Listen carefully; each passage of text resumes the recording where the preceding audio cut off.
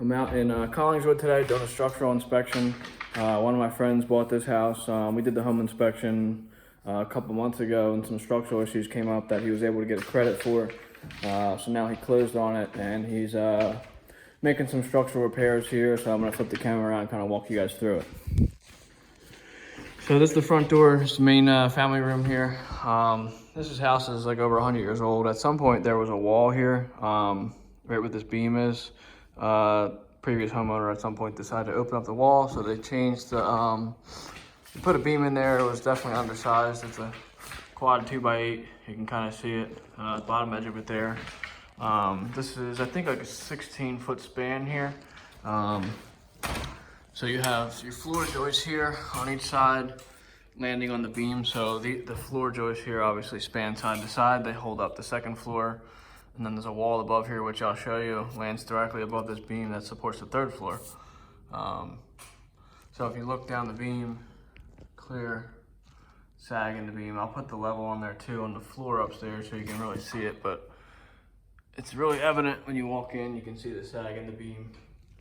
So basically he's gonna pull this beam out and put the right size beam up there to prevent any further sag in the floor framing. I'm just gonna go upstairs real quick too. I'll show you how bad the floor is sloped. So this is the stairwell. That beam starts right here, right at this column.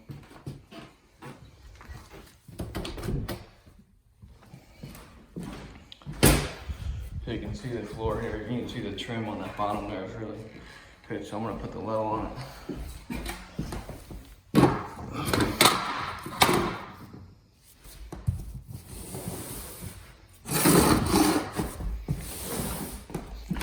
See how badly.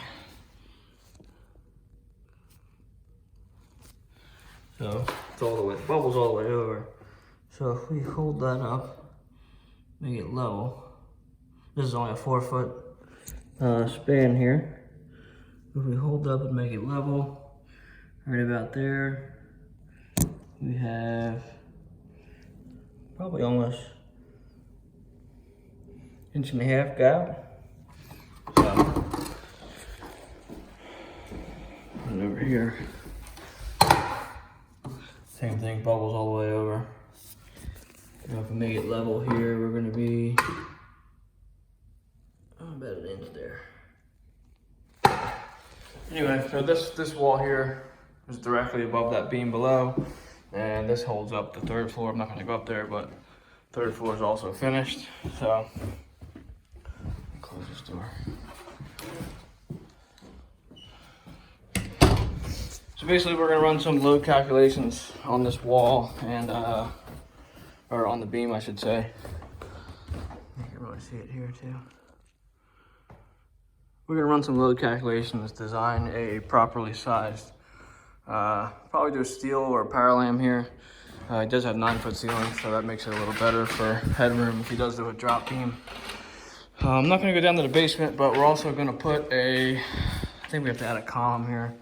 Underneath. So this point load for the front of the beam here is going to land on the foundation downstairs in the basement, and the back point load in the back of the beam transfers through this wall down onto the main beam in the basement, which also runs front to back. You obviously always want to check and make sure your point load transfers down here directly to an existing pier or column. If not, you got to add one.